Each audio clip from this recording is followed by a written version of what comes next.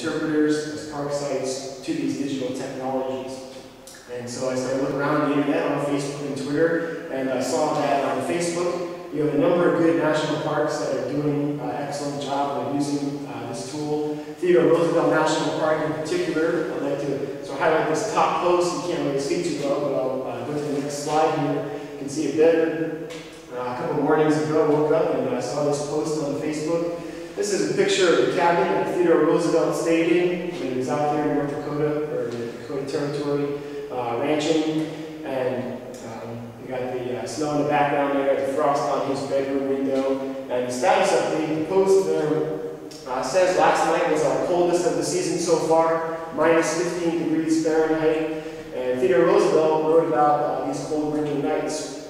He writes, the great fireplace of the ranch house is choked with blazing logs, and at night we have to sleep under so many blankets that the weight is fairly oppressive. Now, if you've been to Theodore Roosevelt National Park, you've heard these park messages before. If you're like me, took the tour of the cabin as I did this past summer. These are the types of things that you hear about at that park, and this is a way that they're able to reinforce those themes and to again, emphasize those park messages about hardship in ranching and the difficult conditions in which these men, not just Roosevelt, but all of them did have to endure, and also the cabin itself, the significance of that structure if you did take the tour there. And so if you haven't been a visitor to Theodore Roosevelt National Park and you follow them on Facebook, it's a good way to remember positive experiences. It's a way for them to reinforce park themes and messages, and also a way to stay in the loop and feel like this is still an important site to you. And so I think that's a very, very effective use of social media to get park messages across. And so I checked out Twitter as well. On Twitter they have a number of different national parks, hundreds in fact, that have a Twitter account now. Might be difficult to see, but just an example here of some of the parks listed there that use Twitter.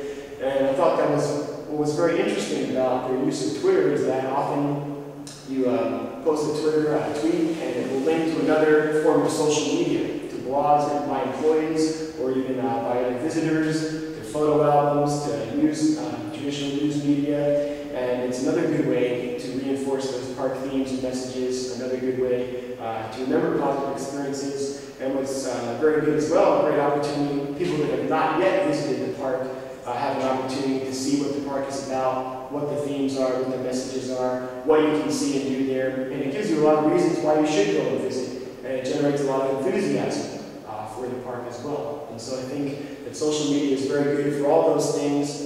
And again, children growing up today, this is just the standard thing for them. It's not like it is for me and you, that's something new that we have to try to figure out how we're going to embrace. This is just going to be the standard operating procedure for all kids growing up today. And so while there is a possibility, I think, of overdoing it, becoming too dependent on technology, overall I think that there are many great beneficial uses as leaders in general, and particularly here at national parks and as interpreters. And so where I started off here saying that children are we're teaching our children to be helpless.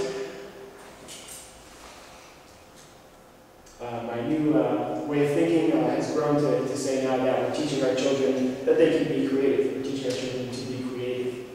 Number 3, moving on, we have you don't trust people, you make them untrustworthy. And that comes from the Tao, and I've always felt it to be true. It always resonated with me. And I think the greater truth, though, is that people behave the way you treat them. And so if you don't trust people, you start to provide a negative reinforcement, and they start acting in ways which they don't deserve trust. And sort of, treat people like children, you can act like children eventually, sort of self-fulfilling prophecy.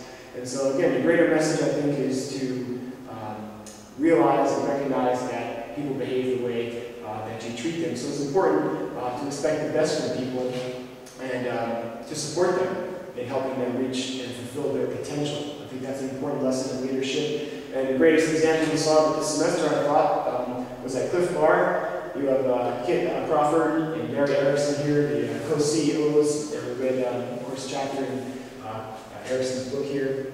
And that was basically their message. They have all these nice perks, you know, the rock climbing gym and gym gym classes and massage and concierge service and all those things. And I don't think that's the point of why it's a good company to work for. I think the point was more that they expect a lot from their people, they demand them to be the best, they help them realize their potential, and those things help to support them in being the most productive employees that they can be. And so a couple of things I just want to highlight from that is they talk about morale being a top priority because unhappy workers don't bring their full energy and creativity to the job site. And if you're thinking about interpretation, creativity and energy are two of the most important things that you need to bring in every day. And so I think that as interpreters, you also need to make sure that your employees are bringing their energy and their creativity and have a high morale. And one of the ways to make sure that is a couple of things that they list here: fair compensation, meaningful work, values, opportunities for growth. All these things affect morale positively. So if you expect the most from people, you provide them the opportunities to grow, expect them to reach their full potential, you're much more likely to get them to reach their full potential. So in this one where I started out saying that you don't trust people, you make them untrustworthy, I think it is true. But the greater truth, of course, again, is that people behave the way that you treat them. And so start off with you don't trust people, you make them untrustworthy, and finish off with when you expect people to be superstars, that's when they shine. Last one, number 4. We have anything worth having probably has a boyfriend already. Clearly reflects the thinking of a 17-year-old boy. But it can be applied more broadly. I hate to use a cliche, but anything worth having is worth working for. And so one of the easiest examples we had of that was Randy Posh in his talk. Talked all about brick walls, and brick walls are there to give you a chance to show how bad you want something. And so pretty simple and straightforward. You want something, you gotta be willing to put in the work to do it. So I won't say anything more on that. I would like to close, talk a little bit about what this means for us here at Alcatraz. And so I have these 4 new things that I believe serve a framework to follow. People are reasonable only when you fail to understand their emotions. We're teaching our children to be creative. When you expect people to be superstars, they shine, and anything worth having is worth working for.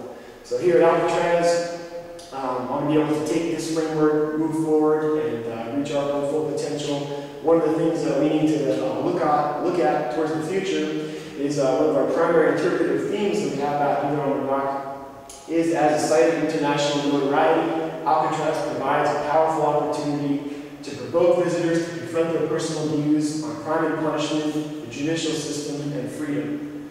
I think many of our interpretive programs, almost all of them, do an excellent job of interpreting the historic resource, providing visitors with an idea of what it was like to be an inmate or an officer here at Alcatraz, to empathize with their condition, to make intellectual and emotional connections, and to place these events into a historic context. I think fewer programs go a step further and are able to confront people on their viewpoints on some of these issues and talk about some of these perhaps controversial issues about prisons today and things that are very much relevant in all our lives. I challenge all you to pick up a newspaper today, and I'd be surprised if you can't find a couple of different news stories about crime and punishment, the judicial system, and freedom, and about prisons. And so a couple of things I'd like to highlight, and I'd like to see us do here at Alcatraz going forward, talking about prisons today, are these next couple issues here. Number 1, the United States leads the incarceration rate in the world, more people in prison than any other country per capita. We've got 2.3 million people that are in prison today, another 5 million that are in county jail or on probation or parole. You got 1 out of 31 adults in prison, and what's most shocking to me, 1 out of every 18 adult males is behind bars right now in the United States. And that's a shocking statistic.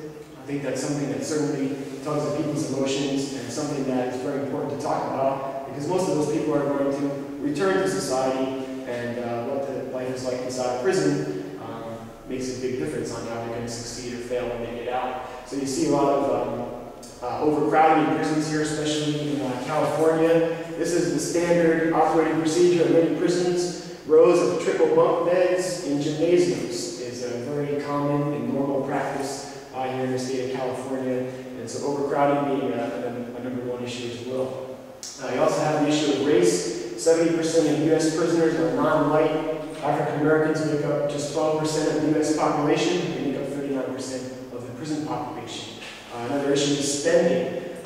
California spends $10 billion a year on prisons. That's just in one state. We spend more money on the Department of Corrections than on the state university system. And so there are these issues and many more that are related in other prison issues that I think that we should be talking about and doing interpretation here at Alcatraz, not just as a historic resource, but also interpreting these important social, political, economic issues as well. And so I think that's our challenge. That's what I would like to take on as I move forward from this class.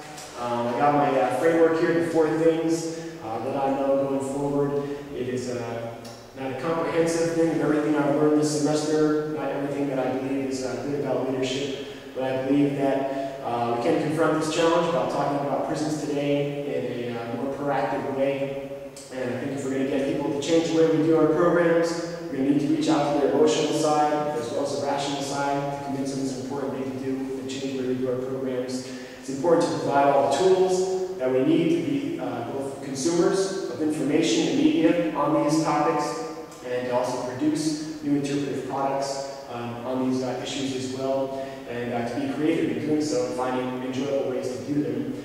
We also need to expect the best from our people. We need to help them reach their potential and make sure that we can provide and develop these new groundbreaking programs. But finally, to do all that, you got to be willing to put in the work to get over any brick walls that stand in your way.